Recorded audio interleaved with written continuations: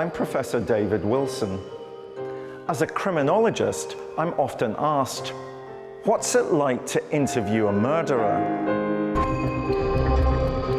As you can see here, everything in this room is audio taped. To answer this question, I'm going to take you on a journey into the dark heart of the police interrogation room. Using cutting-edge lip-sync technology, we'll bring to life the actual taped confessions of some of the world's most notorious killers. I put tape on her mouth, held it there so she couldn't breathe. And bring you face to face with evil. I felt sick looking at him, knowing what he did. And along with forensic psychologist Professor Michael Brooks, I'll analyze their interviews in unparalleled detail. Her skull gave way a little bit. She was there immediately unconscious. Their wicked words, now seen spoken for the very first time, will never be forgotten. So I didn't suggest to him that we kill her on Sunday, but I knew that she had to be gone.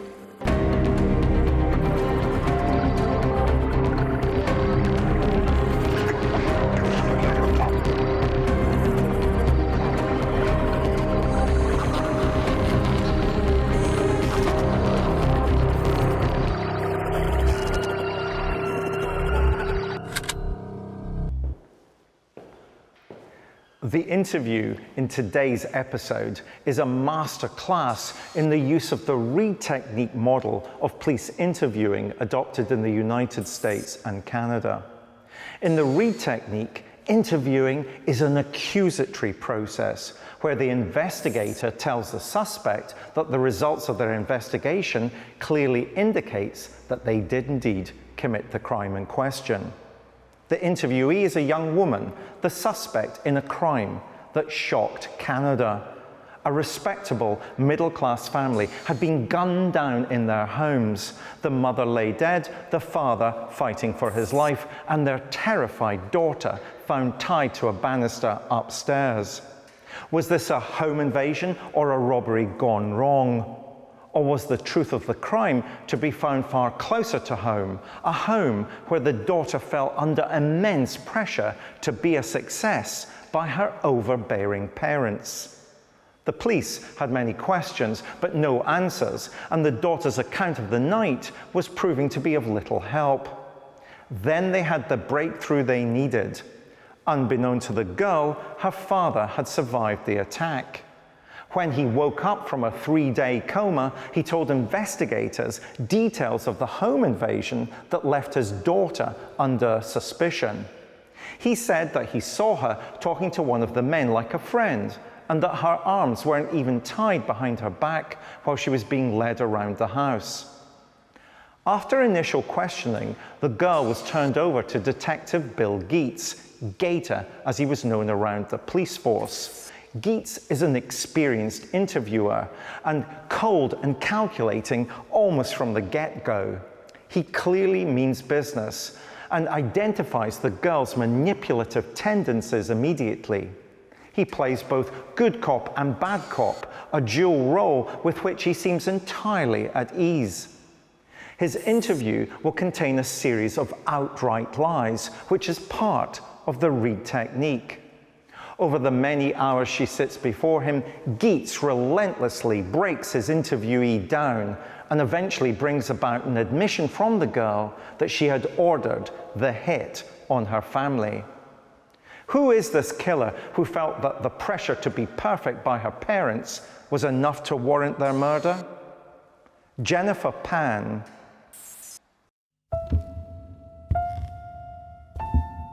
Exactly 2 weeks after Jennifer Pan's mother, Bisha Pan, was killed by gunmen, and her father, Han Pan, was shot and wounded, Jennifer faced questioning by York Regional Police in Canada.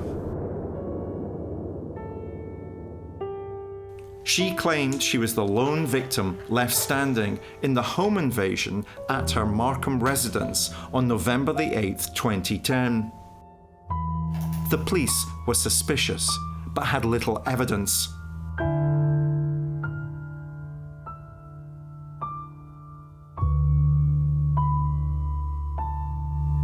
So today's the 9th of November, 2010. You're in a room right now that's being audio recorded. So if you can identify yourself for me. My name is Jennifer Pan. Jennifer Pan's parents had emigrated from Vietnam to Canada, and they had built their life from the ground up. They had worked so hard for everything they had, and they wanted Jennifer to do well in life, and they had wanted for her to become a doctor. She's been given all the opportunities to succeed, but academically she's challenged. She can't actually meet those expectations. And as a result of that, and the fear of failing in a parent's eyes, she then begins to spin a web of deceit and lies. She made this very early decision to start to create a new reality. She wanted to keep it from her parents. She started to forge her report cards and give herself, so she looks like she had straight A's. And then once she was on that journey, that train, there was no getting off. She faked it for years, getting straight A's. She claimed to have a place at university. The university declined to take her because she didn't match their entrance requirements. She went to enormous lengths to maintain that facade. She'd go and get books on pharmacology and also look at YouTube or clips on videos to get her write up lecture notes to show her parents. She even claimed to have graduated from the University of Toronto and got an internship at the Children's Hospital, a very stiff competition to get a place. So of course her parents were very proud of her. Actually, she was working as a waitress and she was teaching piano to other children. When there's so much pressure to achieve, as there was with Jennifer Pan, this pressure takes the form not just of a focus to her life, a central goal to her life. It becomes actually the only reality she knows. So the only way that she understands, evaluates herself and her life, her whole existence, is against the measure of achievement that her parents present for her. In somebody young and vulnerable, this goes beyond just producing a sense of being stressed. It actually defines their whole world. And I think we see this with the way in which Jennifer saw her only possible response to failure was to do everything she could to conceal it. When her family found this out, they were so angry at her, and she had to explain that actually she'd failed the exam she needed. Basically, all hell broke loose at family home. Her father apparently wanted to throw her out and was disgraced and everything else. It also emerged that she had a boyfriend, Daniel Wong, who she'd known for many years from school days.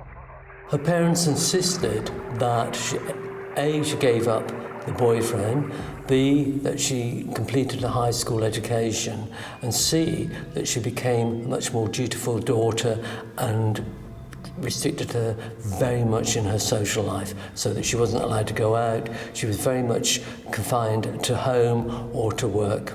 She ended up staying with her family, and she tried to not have any contact with Daniel, but it's very evident that this wasn't the case. The two did continue to talk and did continue to have a relationship. But because it was a secret, Daniel then found someone else and he fell in love with another girl. And this really sent Jennifer into a bit of a depression over the kind of pressure she was getting from her parents and the kind of constraints she had on her life. She's clearly a young woman who was living this double life because of the sort of stern parenting that she'd had from her mother and father. And so early on you can understand and sympathise with her to some extent, that she's obviously really been put through the ringer by this relationship in which she's kind of expected to achieve so much all the time. And from her point of view, you feel that it's probably not a very loving relationship that she has with her parents. On the other hand, the way she tries to escape from this relationship in the end is quite chilling and cold. We are investigating a murder. Do you understand the criminal consequences of making a false statement? Yes. Do you understand the importance of telling the truth? Yes, I do. Okay, so this isn't suspecting that you're not going to tell the truth. This is more of a feature that you understand the importance of telling the complete truth. You have nothing to apologize to me for, Jennifer. It's going to be tough. I'll get you some Kleenex in a second, okay? Now I want you to sort of take yourself back to earlier on today, yesterday. When she's first taken in, she comes across quite well, I think, and she cuts a sympathetic figure. She's tearful. She doesn't look like the sort of person that would be able to engineer this kind of crime. But when you think about it again, she's also a person who's been leading a double life for several years and been lying to her parents about her grades at school and then lying about the fact that she was at university. She'd mounted a whole fictitious life for herself. So, to some extent, it's not that surprising that she would be fairly convincing in the initial stages of the interrogation process. My mom came home, I believe that was around 9:30 or so. She was rummaging downstairs. I didn't think anything of it.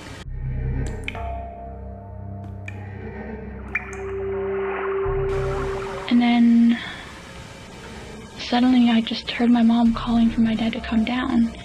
And that's when I lowered the volume on my TV. And I could hear the voices weren't any voices I was very familiar with.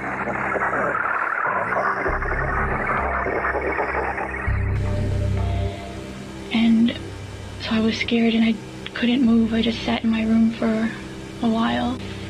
A guy was there and he came at me and had string in his hand.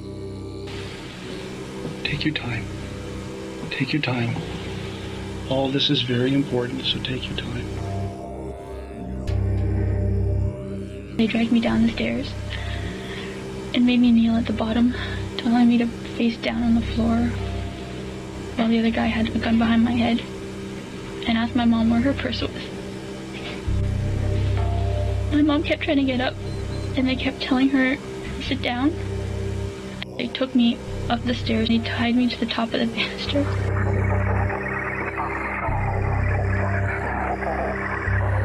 The last thing I heard them say was, you lied to us, you lied to us. And then I heard 2 pops.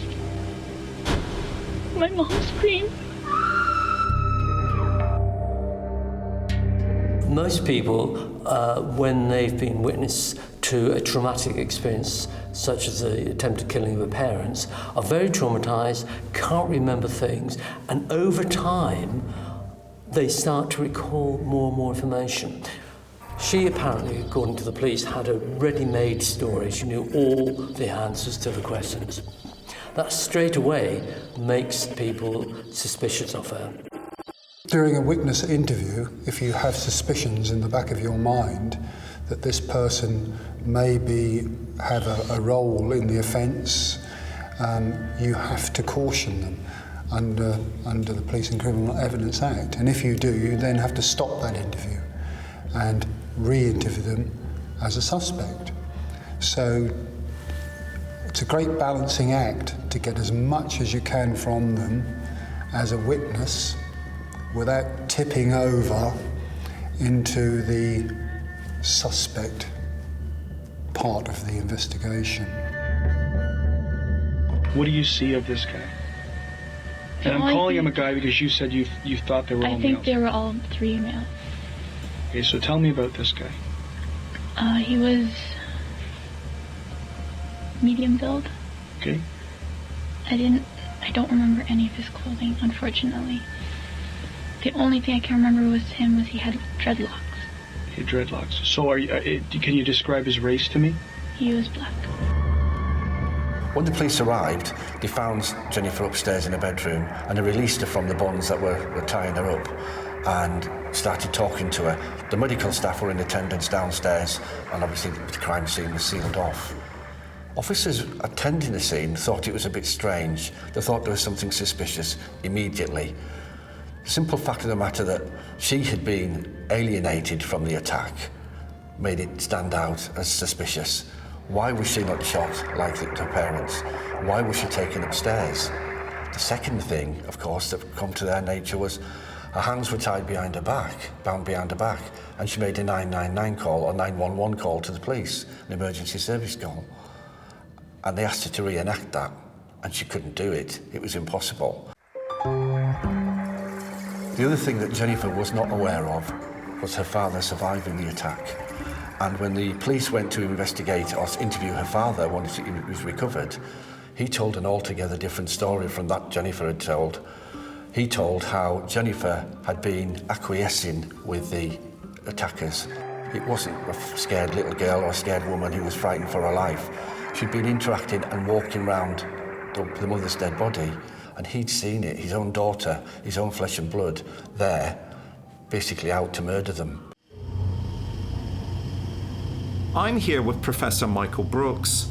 As a former prison psychologist, he's experienced firsthand the lengths of deception that murderers will go to in order to deny their crimes. And then I heard 2 pops. My mom screamed. Michael, what did you make of that part of the interview? Well, I think they'd have worked out that she's very involved in the crime, regardless of whether or not her father had lived. It's very unusual for there to be an assault on only 2 people when there's 3 in the house. So you'd have expected her to have sustained some injuries, and the fact that she didn't would lead the police to ask those questions. And it then depends upon the interviewing technique that you want to take. Do you just let the person that you're interviewing continue with that narrative, or at some point you present some alternative information? With Pan's initial interview completed, the police decide that her next one is going to be radically different. She's no longer a victim in the eyes of the law. Rather, she's their lead suspect. Jennifer is about to be confronted with a dramatic shift in interview style. Enter Detective Bill Gader-Geets. Jennifer's responses are muffled by sobbing each time her mother is mentioned. But rather than console her, Geets nonchalantly but sternly tells her to speak up. Geets is not only an expert at detecting deception, he says, but is also well versed at coaxing information from those who otherwise try to deceive the police. In Jennifer's case, he spends the next 2 hours gaining her trust. Once that stage is complete, he turns the tables, using the goodwill and familiarity he's built up with her to secure a confession. Detectives were now convinced that Pan was lying, so in their bid to gain a confession, there was a shift in their approach. Police were about to use the Reid technique, a tactic so controversial it's been outlawed in many other countries because of the risk of false confession. The suspect knows that they are a suspect for a start, so they start off in a more guarded mode. They would have been told that they've been arrested on suspicion of this murder, so they know just how deep they are in. So then it's a frantic effort on their part to either mitigate or deny. Enter Detective Bill Gader-Geets, one of the force's most feared and revered interrogators. Okay. Now, the reason why I'm here today, okay, is that I'm an expert in what we call truth verification. Okay, I'm not a homicide detective, okay, although I work on a lot of homicides. Basically, all my studies come into interviewing and detecting deception, determine if somebody's telling the police the truth. I talk to thousands of people, okay? And I basically know when somebody's not being straightforward with me. And people are trained to speak in a certain language, okay? And when they are not being truthful, that shows up in their language. They don't even know they're doing it, okay? We have computer programs, and based on what they say, it will tell us where the areas of deception are. It has data from thousands of cases, right? And people follow patterns, okay? And when things go outside of a normal pattern, that's a red flag. And at this point, Jennifer, I know that you've not been truthful with the police. The officer comes in with a great deal of kidology and pretends to tell her that he knows when she's lying and that he's an expert in lie detection. Now, we know from all the research worldwide that most police officers aren't that good at detecting lies. But somebody walking in and saying, I'm an expert, I can tell you you've been lying, is kidology. But from what we know in the case, it worked. And you've got to admire the police officer for having the gumption to do that. I'm an expert in what we call truth verification. Well, wow. We've got every major Reid technique exaggeration going in here. Within the Reid technique, detectives are allowed to lie to the person that's suspected of having committed a crime. But ethically, Michael, he may be lying, but if that gets a result, why should we be concerned by that? Well, because it depends upon what moral stance you want to take in your interviewing style. And as an interviewer, it's not a style that I would adopt.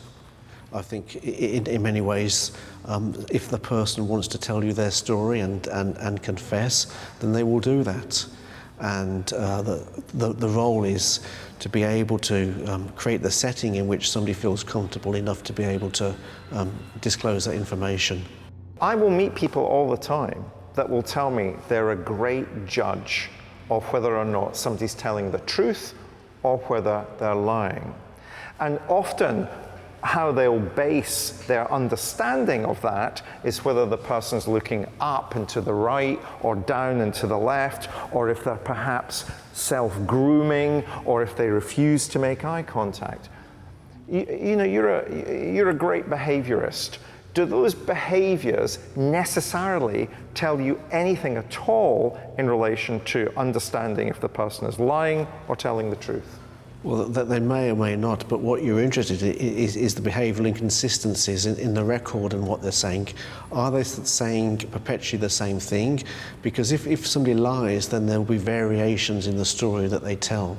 They won't be able to keep the same story consistently. And those are the bits that you want to focus on. You may use sort of the non-verbals as guides, as an indicators, but you'll then want to follow that up in terms of the conversation that you're having. You've not told us everything that you know, purposely, okay?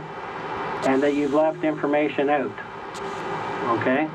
There's a number of inconsistencies in what you've told the police.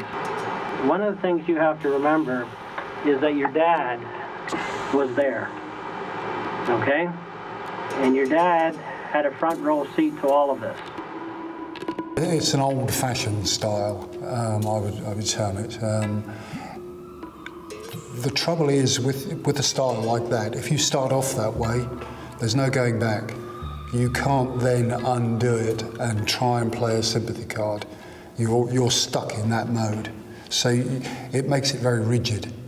I know that you've not been truthful with the police. This is not an interview technique, this is interrogation. And we always have to, I think, question the efficacy of interrogation. And do you really get the information that you want? Or are there alternative ways of drawing out information from the person that you're interviewing? And in relation to where we are at the moment, though, Detective Geets is just looking at the rubbing points, the parts that don't quite add up for him in terms of the story that Jennifer Pan wants to tell. And in particular, how would she be able to make a telephone call given that she was supposedly tied up? And I think that's perfectly legitimate. In any interview, you want to try and ascertain whether or not the story that the person that you're interviewing is telling matches up to the facts. And Michael, when you've interviewed offenders in the past, how do you approach that interview? In a much more exploratory way, and wanting to make sense of the disconnects between what the person is saying and what's on the record. But what if, because of course people will listen to this and they'll say, well, what if the offender doesn't want to talk to you at all in terms of the kinds of information that you're seeking to extract from them? Well, if the interviewee doesn't want to tell their story, then there's not much point pushing it until they're ready to talk. But sometimes people want to understand their own behaviours. Why did I do this? They don't always fully understand their actions. Everything she had done was a failure. Everything she said was a disappointment to her, predominantly her father. She had come to the point where she could be free of them. And sadly, that is the choice that she took. There were other choices, but she didn't have in her personality and in her life experiences those choices. We have to make crucial choices, and she had not been armed with the capacity and the confidence and the self-assurance to return to a real life, a normal life.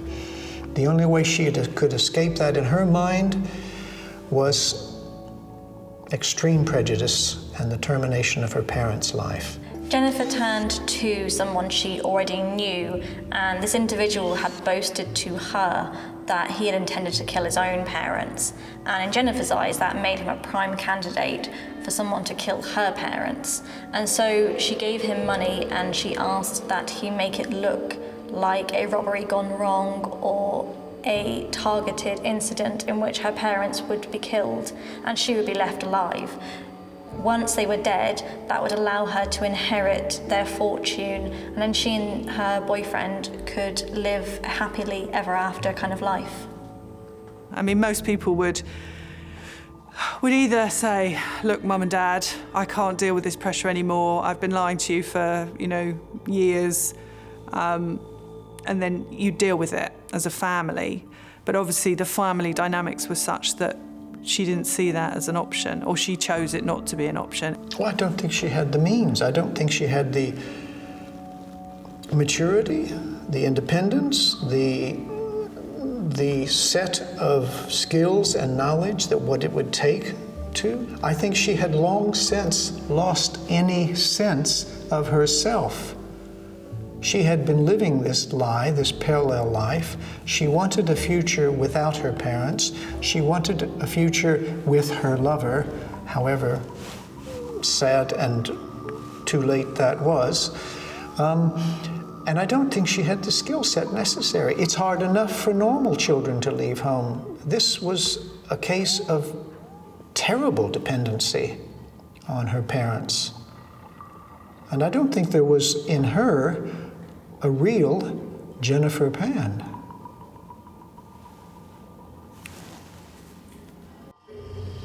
You lied to us.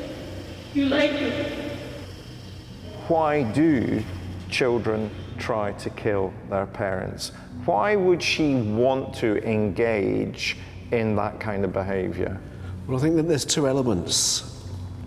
The first is that, according to one account, that she hired other people before that, but for just a small amount.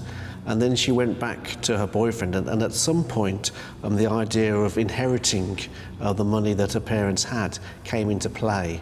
So inheriting the money for instrumental reasons. She's killing them for instrumental rather than psychological reasons. I think it becomes more complex, because that's the second part of the story. For the first part, it was just killing her parents and had some way of resolving the conflict that was within herself, or having to perpetually lie about what she was doing and then being found out. How does she deal with that? To then going back to her boyfriend, and it then moving on to saying, actually, we'll hire somebody professionally to do it, and we might be able to inherit the money as well. So I think the story is much more complex than sort of it appears on the surface. So we've got a web of different things going on here, and so let's try and break them down. We've got the idea that she's constantly having to lie to maintain this fiction that she's more successful than she actually is. Which then gets exposed. And therefore, killing her parents is a way of resolving the fact that that fiction is seen at last for what it is, simply a lie. Is that right? Yeah. And at some point, when she has that further dialogues with her boyfriend, it then moves on to saying, well, actually, if we can't get somebody that we know to kill my parents for a relatively small amount, at some point, and we haven't got the background to this, comes out the picture of then saying, well, actually, we can inherit some money as well. So if we're going to inherit some money, then we can actually afford some professional hitmen to do the job. After his initial bluntness, Geets changes tack. He eases back in his chair, drops the cop speak, and focuses attention solely on Jennifer, making her bleak outlook appear rosier. The Reid technique requires officers to reinforce sincerity to ensure the suspect is receptive to their overtures. Hence, Geets shares with Jennifer his own experiences. When he reminisces about his time playing the piano, he inaccurately refers to the ballet Swan Lake as Swans on the Lake. The conversation focuses not only on her achievements, but her struggles, as if she's reminiscing with someone who really understands what she's been through. But his empathy doesn't last. The conversation slowly shifts back to her behaviour in the lead up to and on the night of the murder. Who knows what goes through people's minds in these states? It's an extreme state. We mustn't forget, although they are, some of them, terrible people, they've committed terrible crimes, they do have the same feelings as everybody. So you can appeal to their sympathetic nature, you can appeal to their honour, you can appeal to their family background, and there will be a reaction. Just because they've committed a heinous offence doesn't mean to say that they don't react that way. And they try this process whereby they say to her, look, we're on your side, you were an abused young woman, why wasn't it good enough that you could be a piano teacher, not a doctor? You know, anyone would crack in your situation, but you've got to tell us what happened. You helped set this up, so you've got to come clean on this. You need to tell me what went on, because you know who was in that house that night. You do, Jen. There's no question about that, okay? You have actually given an improper description of the person you were dealing with. You falsified the whole description of that person. Be honest with me, Jen. Give me that. All right? Look at me, Jen. Let's be honest with each other. Now, I do a lot of reading. And over 300 kids in North America every year are involved in the parents' deaths, okay? And when we look into those cases, there's always a common factor, that those kids have had to live up to expectations that weren't reasonable, that they weren't being treated the way a human being should be treated. You have spent your whole life trying to live up to expectations that you can't meet, and that stress the hell out of you. You're a 24-year-old woman being treated like a 15-year-old. It doesn't feel good, does it? Jen? It doesn't feel good to have secrets, does it? No. But I can tell you one thing is that we already know, so you can't change that. Then why did it stop? I know you did. Let's get back to how they got there, why they got there, okay? But what happened to me? Well, I don't know at this point. But I can tell you one thing. I'm going to sit here as long as it takes for you to get this off your chest, okay? Do you know what I mean? Do it. What's that? Okay, that's good to hear. That's so positive. We know that you weren't the one that pulled the trigger. We know that. Nothing, Jim. Let's be honest with each other. Michael, this clip really reveals a great deal about the interviewing technique of the detective. It's almost as if he plays good cop and bad cop at the same time. And what we're seeing is actually, in this particular case, it's not effective, that you needed a continuity of style, and that switching style leads to confusion. One of the things that we should make clear is that this technique is the technique that's taught to Canadian and indeed American detectives to this day. What is it for you that's inconsistent and not helpful, given the fact that ultimately Jennifer Pan is going to be found guilty of the murder, an attempted murder? Well, it's not. It's only helpful if you get the information that you're wanting, or if you're being able to answer the questions that you have, that you're inquiring about. And actually, if it's leaving somebody confused, then actually it's not being successful in fulfilling your objectives of answering the queries that you have. And there's a danger with that technique is that at some point, if somebody feels so intimidated, they all just go along and say whatever you want them to say just to end, as you used earlier, the word interrogation. So what he's trying to do, Detective Geets is trying to do, he's testing out information that she's telling. He's trying to make her feel relaxed and then trying to make her feel uncomfortable. So this idea of going back and forth, relaxing and then putting the person under pressure, does that not work in your experience? Well, it all depends upon the person that you're working with, and you have to vary your technique according to who it is that you're interviewing. So there is never one standard approach which works for every individual. Everybody is different, everybody is unique, everybody needs to be approached in a different way, and you need to have a range of techniques and skills which you call upon and which you utilise in that particular moment when you're interviewing somebody. So it relies a lot upon professional judgment rather than just adherence to a script about saying this is the way that you do it. It may well work in some situations, but it may well not work in others. Any hopes Pan may have had of gaining the confidence of Geets are dashed when he sheds his friendly and engaging demeanour and begins to become assertive. Step 1 of the Reid technique, direct confrontation. The Reid technique clearly states that an interrogator must try and discourage the suspect from denying his or her guilt. True to form, Geets refuses to let Jennifer get a word in edgeways. She speaks little for the following 60 minutes, but he eventually offers her a way out. As Geets begins to accuse Jennifer, he inches his chair closer and closer to her until the pair are almost touching, his burly stature bearing down on her. He warns, "You're involved in this, I know that." The results he gains are astonishing and will condemn Pan for the crime of matricide. And in the final moments, he brings Pan as close to confession as her sense of honour and shame will ever allow. Okay, you need to tell me how you got involved in this. We know that, Jen. You want to be a part of the solution, not the problem?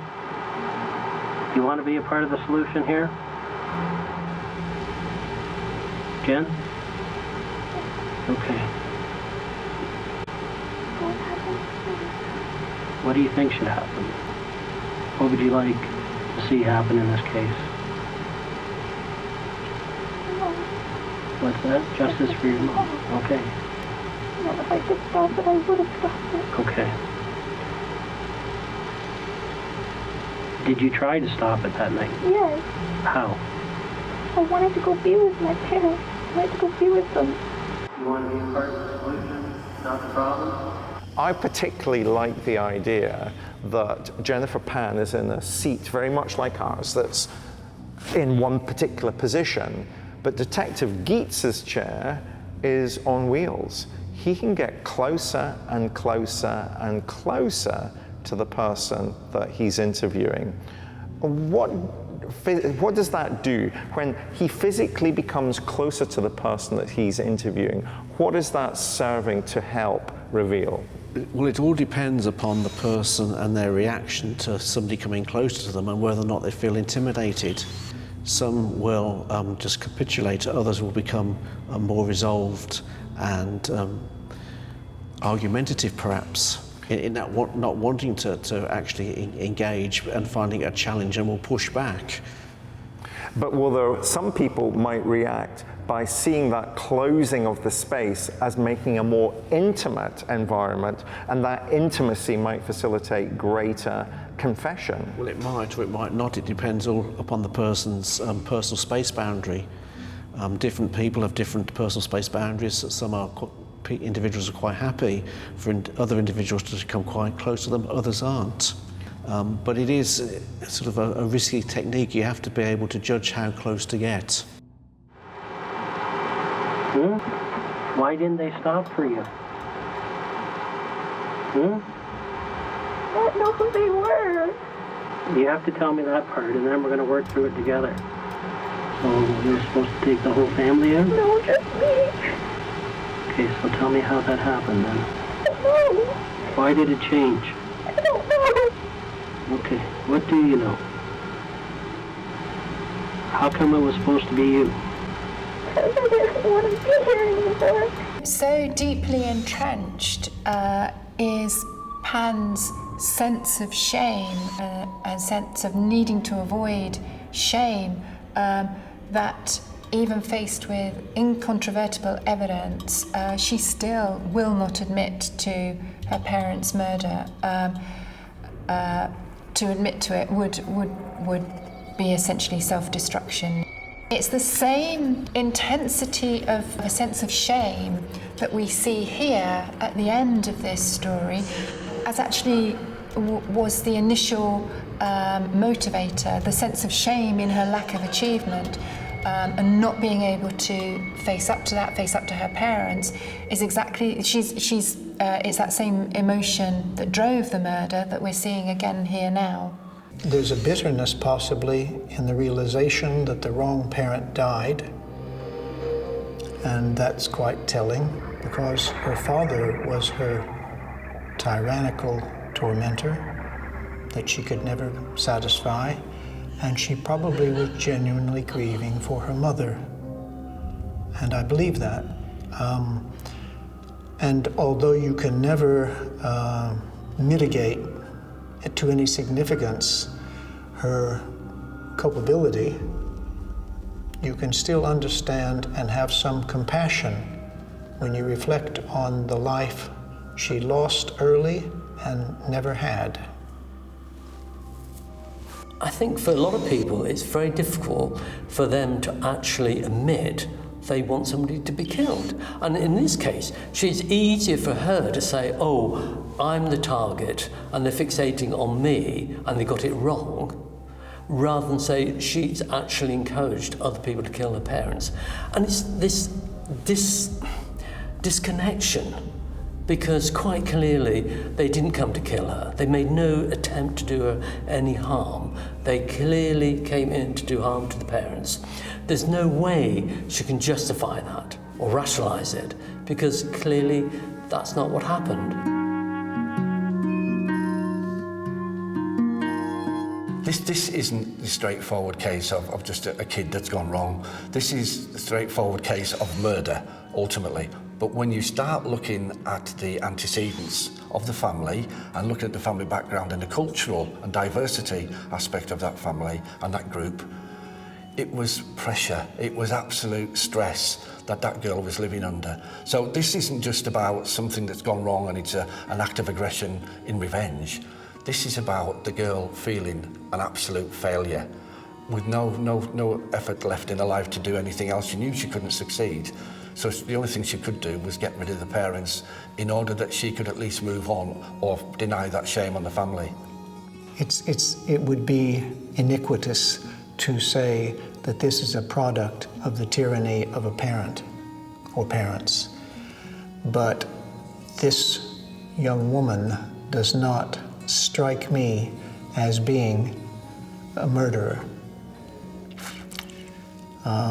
And yet she was. And there's no getting away from that. And I do believe that she had an ulterior motive of financial rewards as well. And in that sense, she's culpable. I think that was part of her motivation.